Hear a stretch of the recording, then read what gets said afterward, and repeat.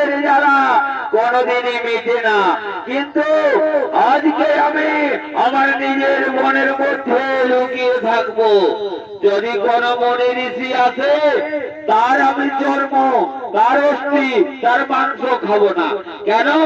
মনি ঋষির মাংস আমাকে পছন্দ হয় না।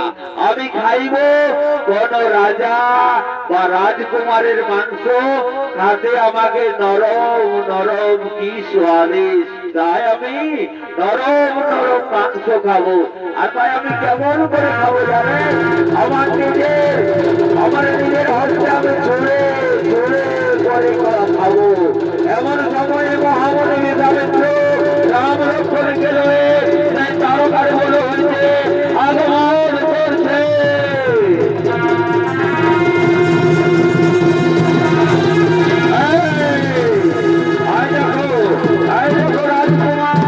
আমি বলেছিলাম এ পথে যাবো না, এ পথে আমাকে ভীষণটা ভয় করে। আমি দুইবার এই তারকা রাক্ষসের হাত থেকে বেঁচেছি, কিন্তু আমি আর যাব না, আমাকে ভীষণ ভয় করে। শোনো শোনো মণিবর, তোমাকে চিন্তা করতে হবে না, আমি নিজেই যাব যুদ্ধে, আমি নিজেই যাব যুদ্ধে। এদিকে তারকা রাক্ষসী বলে ঠিক হলো, ঠিক হলো। মণিবর চলে গেল, কিন্তু মণিবরের মাংস খাবার আমার ইচ্ছা নেই। কেন? তার শরীরে মাংস নাই, শুধু অস্ত্রী আর চর্মই আছে। কিন্তু রাজকুমার এসেছে। হ্যাঁ হ্যাঁ রাজকুমার, তুমি অনেক ভালো, তুমি বড্ড ভালো। তোমার মাংস খাবার আমার মনে মহৎ ইচ্ছা, তাই আমি তোমার মাংস খাবার। তুমি কার সাথে কথা বলছো তুমি জানছো না? আমি অযোধ্যার রাজকুমার রাম। তাই যা হোক, তাই যাই হোক, আমি কাকে চিনি না। আমি মাংস খেয়ে আজকে আমার খিদার জ্বালা মেটাবো। তাহলে যুদ্ধের জন্য প্রস্তুত হও, তাহলে যুদ্ধের জন্য প্রস্তুত হও।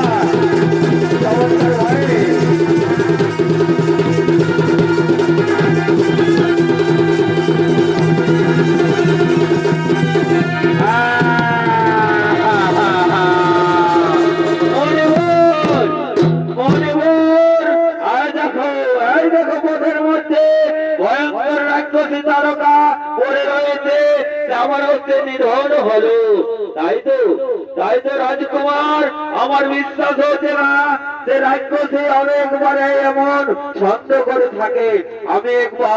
আমি একবার সামনে গিয়ে দেখি। ওরে বাবা, তাই তো আমাকে বিষণ্ণ ভয় করছে। দেখি দেখি একবার সামনে গিয়ে দেখি। একই না না না না রাজকুমার, না না, আমার মনে সন্দেহ হচ্ছে না। মণিবর, তুমি শান্ত হও, তোমার মনে ভয় লেগেছে, তোমার মনে ভয় লেগেছে। একবার কাছে গিয়ে দেখো। ঠিক বলেছো, ঠিক বলেছো। আমার মনটাকে একবার আমি শক্ত করে আমি সেই রাক্ষসীর সম্মুখে।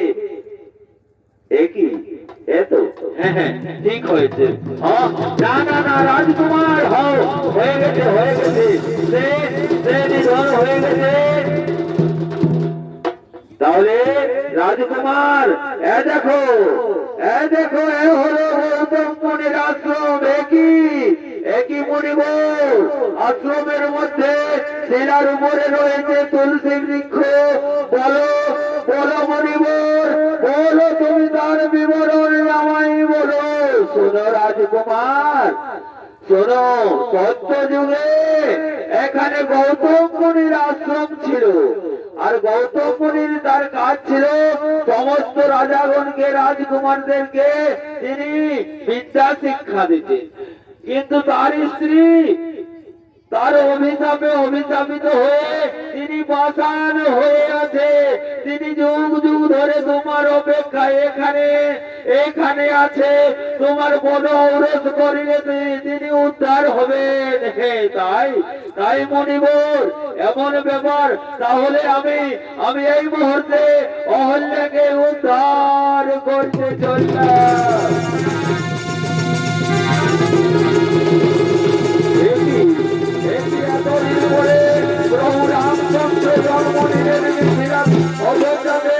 আমি তার বদৌলতে মুক্তি বলাম। প্রণাম প্রভু তব চরণে প্রণাম। আয়ুষ্মান ভব। যাও যাও হল্লা, তুমি তোমার স্বামীর কাছে যাও। তুমিও মুক্তি পেয়ে গেছো, তুমি মুক্তি পেয়ে গেছো। মনিবর, আর বিলম্ব করে যাবে না। এই মুহূর্তে চলো, আমরা সেই মিথিলা নগরের পথে যাব। চলো চলো মনিবর, চলো।